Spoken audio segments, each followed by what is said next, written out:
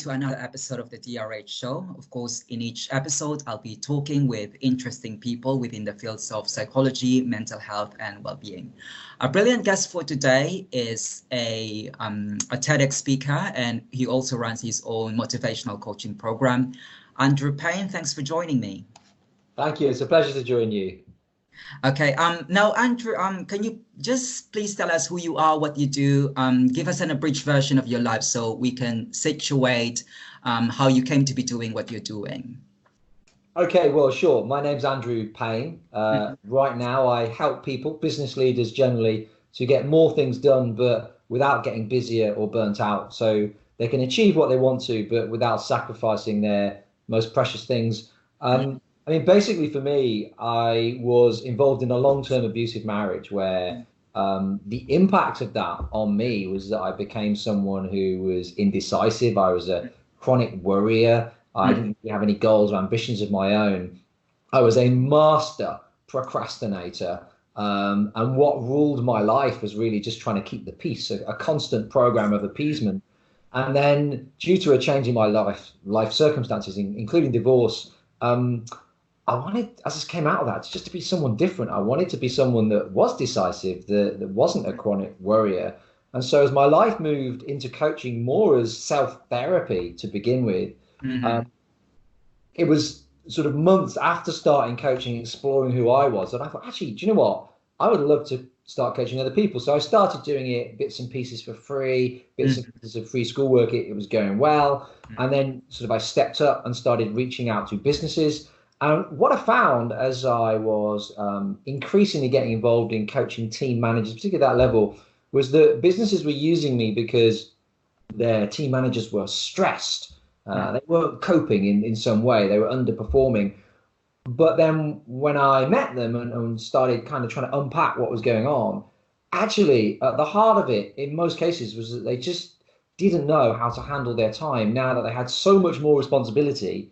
But of course, there's not more hours in the day just because you've become a team manager or a leader. And so they were really floundering in their new roles. They'd been on leadership programs, but they'd not had in-depth, intensive training in the area of personal organization, how to manage your time. And so as I started to see this, I was like, actually, do you know what? I really need to design some techniques and strategies for the people that I'm working with. And so from that and over the years, I've designed them and delivered a range of strategies to the people I'm serving, used them on myself, used them on my kids. Some of what I've designed, I look back now and think that was rubbish. What was I thinking? And that got ditched. And then the good stuff got refined and refined and refined. And so that today, what I now have is this 6-module program, transformation program for leaders, with the sole aim of helping them to get more done, but without getting busy or burnt out. And there's a lot of processes and strategies to take them through, because as a business leader managing a team of people, you have to know how to delegate, but there's a process for delegating effectively so the job gets done on time and to the standard that you want. You have to know about your boundaries, how to create them, how to communicate them, how to stick to them when the pressure is on. You have to know how to make decisions when it's all kicking off. Most of us can make decisions when it's peaceful and quiet, but when it's all kicking off, what do you do in that circumstance? You need strategies that ground you. So this has really become my life and what I talk about and what I coach. Okay. Now, thank you for sharing us your experience. Presumably, your experience as a survivor of domestic relationship have, in some sort of way, contributed to your passion about time management. But you've mentioned that you were actually that the main bulk of your work is about time management. So, in reference to that, what have been your biggest time management struggles recently? Is it something about your family, or is it something from your work?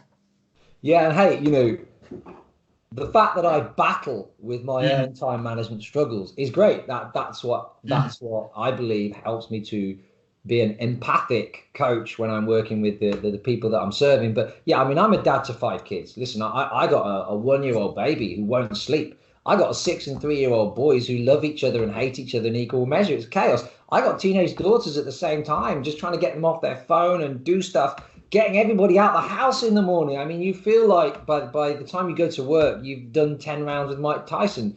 But so I think as a dad to 5 kids, developing my business, I do bits of campaigning on domestic abuse. I am very involved in the charity sector as well. And so I think as a dad, I've found it a struggle. One is sleep deprivation, because I now know that for myself, you can read about sleep science. Everybody knows it makes sense. If you want to make good decisions, you need to get good sleep, and then you'll feel more motivated. But actually, having lived as someone who has been very sleep deprived for a number of years, I observe the impact on my decision making, on the likelihood of me procrastinating if I've had a particularly bad night is going to be much higher than if I've had a reasonable night with my kids. So I think sleep deprivation has been a big struggle for me in the last few years. And that then has an impact on the decisions that I make, on whether I'm going to procrastinate or not, on how energized I feel. So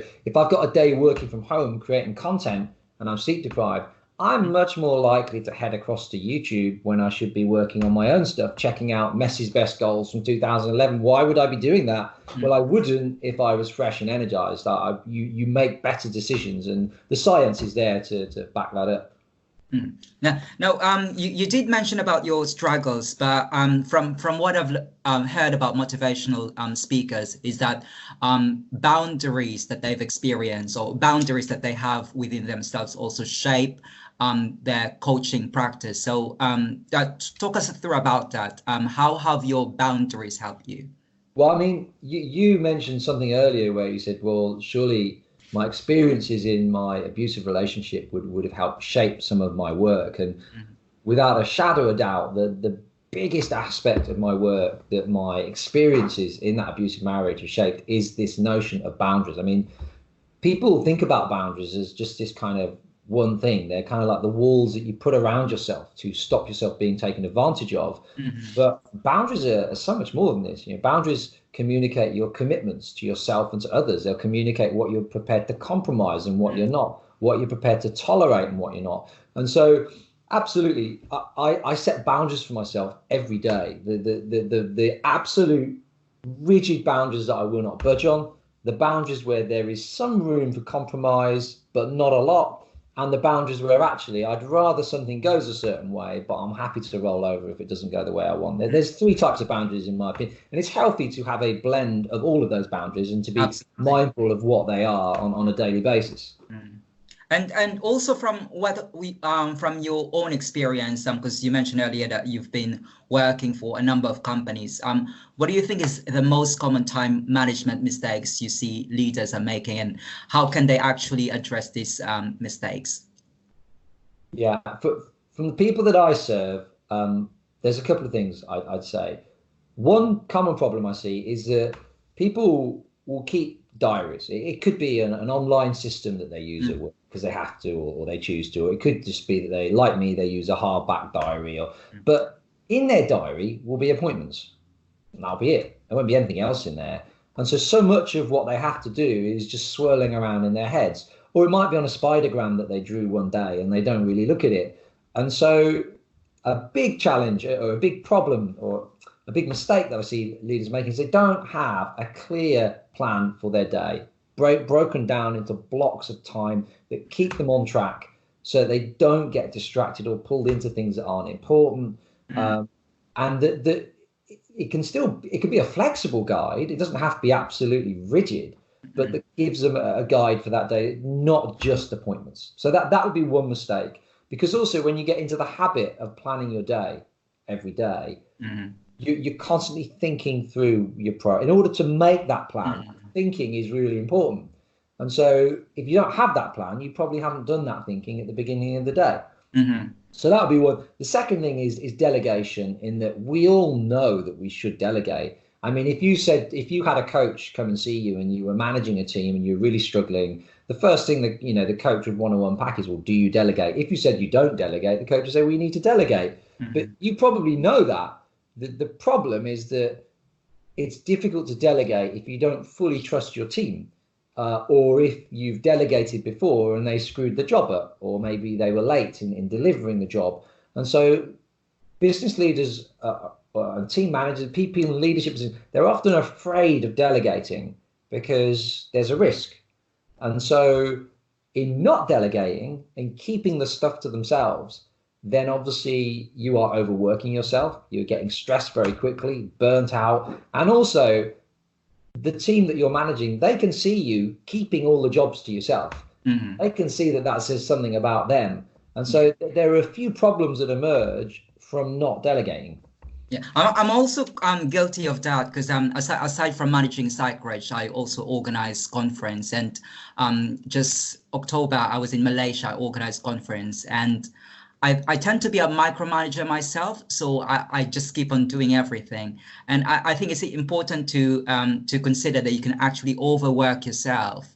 Yeah, I think we always have to remind ourselves about that yes, we do have our own boundaries, and there's a limit to how much we can do in a day. So it's really important to harness the benefit of delegating. And when people do delegate, Yeah. when I have seen quite often it's in email form, or they'll leave a list of step-by-step instructions that and this just isn't effective. I mean, what my passion is to move people away from, when they're delegating, just pinging emails across and having conversations. It doesn't have to be face to face. It could be Skype, it could be on the phone. But if you have a process to follow for how you delegate, and certain things, certain boxes that you tick, things that you cover, angles that you cover, and if you're having a two-way conversation where you're drawing the other person in, that is a lot more effective than just sending over lists of instructions or and also if you're just, the way you delegate is very instruction led. There's only so much information that anyone can take in at one time. And so whilst you think the other person is listening to you, they're probably thinking about what they're going to have for dinner. You know, they may take on a little bit of what you've got to say, but the more instructions you throw at them, the less they'll remember. And I think it's also important that that the person that you're working with, they're quite flexible, because when you delegate tasks, it's not going to be 100% like the way you told them how it should be. So you have to be flexible both ways for it to work. Now, being on this business of giving motivational coaching and working with industries, can you share how you create a plan for yourself, and how does time management expert like yourself, how do you plan your day? Well, I prefer to use a hardback diary, and I have an A4 page for each day of the week. And at the start of every day, Tuesday, Wednesday, Thursday, Friday, I spend 10 minutes planning the day, and I break it down into blocks of time. For the really important things, if I run over a block of time, that's not a problem. But if I've scheduled in some social media work and I've come to the end of that block, that's it. Move on, do something else. I'm conscious of what blocks of time I allow myself to run over, if that makes sense. But Tuesday to Friday, I spend about 10 minutes planning a day. But on a Monday, I spend a little bit longer, because I got my 10 minutes of planning Monday, and then I also want to give 10-15 minutes looking to the week ahead. And then on the first Monday of every month, I spend a little bit longer because I'm planning Monday. Then I give 10-15 minutes to the week ahead, and I also want 10 minutes to the month ahead. So I'm staying in touch with my short, mid-term, long-term goals. But I also synchronize, and this has been really important as a working dad, my diary with a family planner that's on the fridge. We've experimented with the best place for it. The fridge is without a shadow of doubt the best place for a family planner. And it means everyone is looking at it. So we all know when parents' evening, when Oscar's got a school trip and he needs this lunch, but it's not school uniform, when I'm away, those kind of details make it onto the family planner. And so I'm regularly checking both. So I'm on top of what's going on. And so literally that's my system: family planner on fridge, A4 hardback diary, and with that kind of daily planning. Then the other thing I do, which has really worked for me, is if I haven't done something for whatever reason on a Tuesday, so Wednesday, I'm planning the day, I look back to Tuesday and think, I need to move that across. I add a sad face. Really simple. It's not artistically brilliant, but it's just a sad face. I add one to that task. If then I have to carry it over again on Wednesday because I didn't get around to it on Tuesday, I add a second one. And then if on Thursday I'm planning and it now requires a third sad face, at that point I do a 3 strikes and you're not that you're out, a 3 strikes and an interrogation. What's going on here? Why do I keep procrastinating on this? Or actually, are there justifiable reasons? Should I diarize it maybe for next week? Actually, there's not a problem here. Or actually, am I feeling emotionally? Is there something going on here that needs unpacking? So that just having those kind of having a system and some little personal protocols are what makes it work. Yeah, I like the idea that you put sad face. I think it works like a visual reminder of how actually you're progressing with your time management. Yeah, I think that's a good idea. I've got, and here we go. Look, I'm managing. This is Rufus, who is 3. I need to go up to Mummy because you've disturbed our Skype call. Can you do that for me? Hi, Rufus. Yeah. Okay, go up to Mummy. Mummy's in the bedroom and she'll sort you out. You can do. Those are very interesting suggestions that you told us on how to manage our time management plan. But can you help us identify any hidden time management with which other experts like yourself don't talk about? Yeah, what do you know? So one key area that other time. So when we talk about social media, loads of time management gurus talking about social media, taking control of your phone, TV, YouTube, and that's important. But they often miss out the big white elephant in the room, which is pornography, online porn. And I don't know why time management speakers aren't talking about it more, because it's a colossal problem.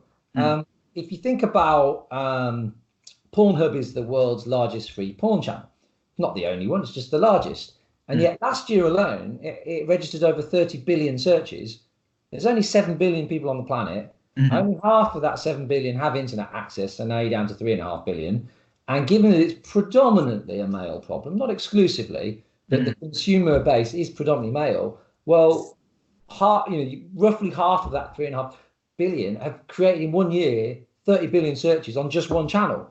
And so we have to understand this is a big problem. It crops up when I'm working one-to-one with people, because for me, I want to leave no stone unturned when it comes to productivity and where people are losing time.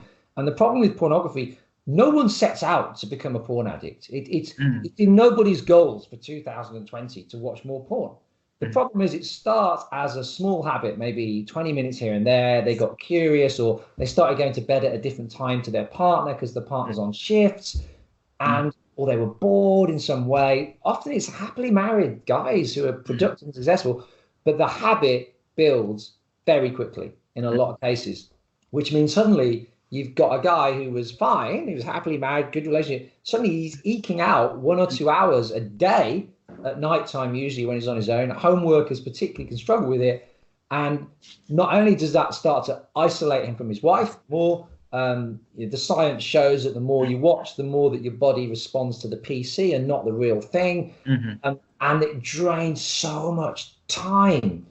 So pornography is a big problem. And nobody, if you're in a networking room, you said, look, hands up anyone who's got a problem with porn, no one's going to put their hands up, but there will be people in that room that will be struggling with it, that need help, because it's not one of these things you can just, manage on your own. It's not like smoking where you might say, well, I'm going to come down from 40 cigarettes to 20 cigarettes.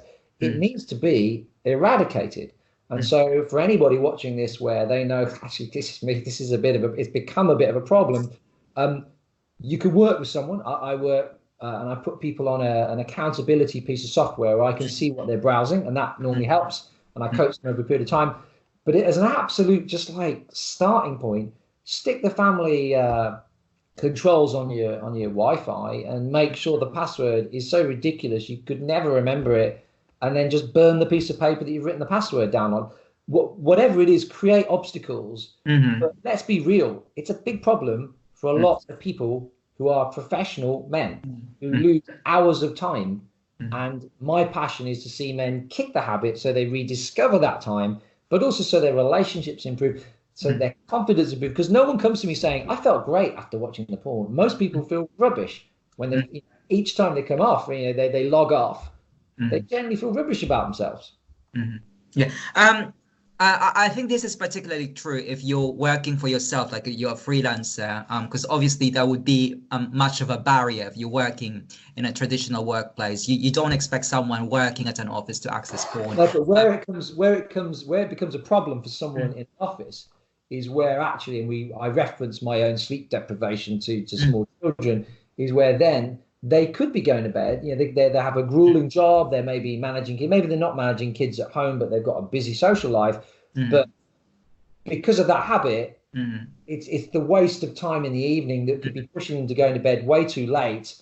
And so for me, even if it's not a freelancer, this can have a big impact on people's lives and then on their productivity the next morning when they need to be in good shape for work. So just a follow-up question. Would you also, because there's already on the news, I can't remember the exact name of the girl who committed suicide due to social media, and there were call for actions that social media websites should be taken, should take accountability for that. Would you also suggest that, porn websites should also be should take accountability for this, because obviously they affect time management and mental health, presumably. Yeah. No, I don't know what the answer is on a grand scale, because obviously when I was a kid, I'm 45 now. When I was 15, 30 years ago, before the internet, if I'd have wanted to get some pornography, I'd have had a very risky trip to the newsagent where I'd probably have I can relate to that. I was born in the 80s. Oh, fair enough. So you would have known that in that newsagent you might well bump into an elder from your church just as your hand goes to the top shelf. You would. Yeah, I remember that. The very risk meant you probably wouldn't do it. And whereas now, because it's free, it's infinite, it's easy, you can just erase your search history. So it's I'm not sure on a grand scale what the answers are. Something has to be done. There has been some talk politically in the UK about changing it so there's like a complete block on it coming through the home, unless I think with an age rating. I mean, that may help, but at the moment it's just so easy. Anyone can access it, really. I mean, that's the key. We have the family so accessible. Yeah. So go on. Now, let's move on to another topic. On my introduction earlier, I told everyone that you're actually a TEDx speaker. So could you give us a gist of what your TED Talk was, and is it already up on YouTube? Sure. It's due out in the next couple of weeks. So normally when you do a TEDx event, it's 2 to 3 months till it goes live because of all the editing of all the talks and all the rest of it. So the talk is domestic abuse, not a gender issue. And I explained some of what I went through in my abusive marriage, how I got involved within that relationship, why I stayed, and it was so difficult to leave because it isn't that simple leaving for women or for men. And then I explore a bit more widely the challenges faced by men at the moment within the area of domestic abuse. It's about a 12-minute talk. And it's something I'm passionate about as a subject, that we degender domestic abuse. In the UK last year, a third of reported cases involved men as victims. There's a huge problem within the LGBT community of domestic abuse, domestic violence. But yet the way it's presented politically and mostly in the media is that it's something that men do to women in heterosexual relationships, which is true. And, there are women enduring appalling circumstances. But my passion is to create a better world for my daughters and my sons. And I think that domestic abuse, we need to see it as a human issue. Yes, I think that's an important message to convey, that when you talk about abuse, it's not just limited to one gender, but actually everyone could affect it, whether you're male or female, or whether you're in a same-sex relationship. Is that your first TED Talk, by the way? No. It's actually my second one, but here's the thing: if anyone's watching this thinking they'd like to do a TED Talk, let me give you a few bonus tips if you ever want to do a TED. Good thing that was I was about to ask you next. Okay, well that's cool. So I did a TEDx event a couple of years ago, and I had misgivings about it because they contacted me a month before, said, "Hey, do you want to speak at a TEDx event?" I was thinking, a month, really? I was like, "Oh, fair enough, great, and then but like about a week before, they suddenly changed the venue, and I was like, I went along anyway because I was like, well, look, I'm committed now, and the whole thing was a shambles. It was an embarrassment to be part of it. The planning was awful. The guests were promised stuff on their tickets that they didn't get, and of course the recording was awful, and none of the talks got recorded to the standard that TED require. Whereas, so I have done 2 TEDx, but then the one that I've just done this last year in November with TEDx Leamington Spa, they are it's a very good event. And I knew that when they invited you. The TEDx Leamington Spa is an excellent event. So yeah, it's my second, but really, I don't talk about the one a couple of years ago because it was a bit of a shambles. But yeah, there you go. My advice would be, if you want to do a TEDx event, when you're applying, and usually people will apply, hey, I applied. If you get the thumbs up, then some of the things to look out for is, if it's a credible TEDx event, there should at least be a dress rehearsal. There should at least be someone, a coach, the event organizers will provide for you to work through their talk with you, just to hone it and shape it. And if those things aren't happening, your red flags should be flying. I think it's also important that when you do a TED Talk event, you're not actually using the platform to promote your own brand, but it's actually the highlight should be about the subject only. Absolutely. Exactly. Yeah. So what are you actually aiming for with your talk, with your most recent TED Talk? What you aim to achieve? It's about raising awareness. I want to raise awareness and make a loud noise. I do a lot of sort of campaigning on Twitter. There's quite an active domestic abuse community on Twitter, and we want to make as much noise about degendering domestic abuse as much as we can, because at the moment there's a lot of talk in Parliament about the new domestic abuse bill, what that's going to look like, and I would not want to take the spotlight away from women. Women need support. But at the same time, that conversation should not be hijacked by women when a third of reported cases involve men as victims. So it's about raising awareness. Exactly. Now, for anyone who is watching this, I'd just love to share that there's actually a network which actually shares your values. There's a group called Male Psychology Network. It's actually led by Dr. John Barry from UCL. And if anyone just wants to get in touch with them or learn more about them, they can actually head to their website. And if I'm not mistaken, they're actually affiliated with the Male Psychology Division of the British Psychological Society. So I don't know if you've heard of them, but for anyone who's watching, they kind of talk about the same values that we have to gender domestic abuse, and of course they cover all sorts of things when it comes to the psychology of men and boys. Cool. Now I'd just like to understand, do you have any other future plans? I know you've been quite busy, you have your coaching and you have your TED Talk. Any upcoming book? The book would be for next year. There's things that I've got. My transformational program that I run is a 6-module program, and my big aim for this year is really rolling that out and doing a lot more speaking as well for this year. So I've got speaking book, various events booked, but I want to do a lot more of that now. The building of my business really has started to motor, because over the last few years I'm trying to balance it with my kids. You have to be realistic. I mean, that's the other thing with productivity and time management, is there are seasons in your life where you cannot be everything to everyone, and when you're dealing with very young children and all the rest of it. So it was very much in my plan a few years ago that actually I just need to keep things ticking over, but I'm not in a point where I don't have the energy to do any more. But I now am at the point where I can be doing more. So I want to be putting more into my coaching and speaking business. A book is on the horizon, but it won't happen this year. Okay, but the module that you were talking about, of course, all of the details about it should be available on your website. That's right. I'll be putting the link to your website. Bless you. Yeah. Now, we're already heading towards the end of our conversation, and there's always one question that I always ask the people that I talk to. When it comes to mental health, what do you think is the one thing that we don't often talk about, but we should talk about more often?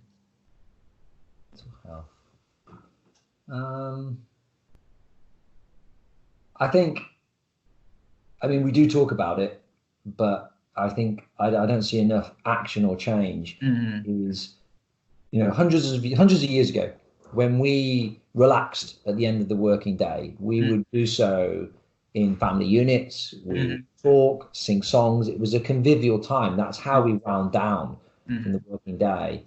And now, more often than not, it's on screens. It's passively. It's in isolation a lot of the time. And we were born to be sociable creatures that communicate. And I think there is nothing like that face-to-face communication. I think, you know, when you look at the statistics for loneliness in the UK, it's staggering. And so, you know, when you look at the evidence that came out from that 75-year Harvard research on what makes a happy, long life, you know, the thing that jumped out was social connections, quality social connections.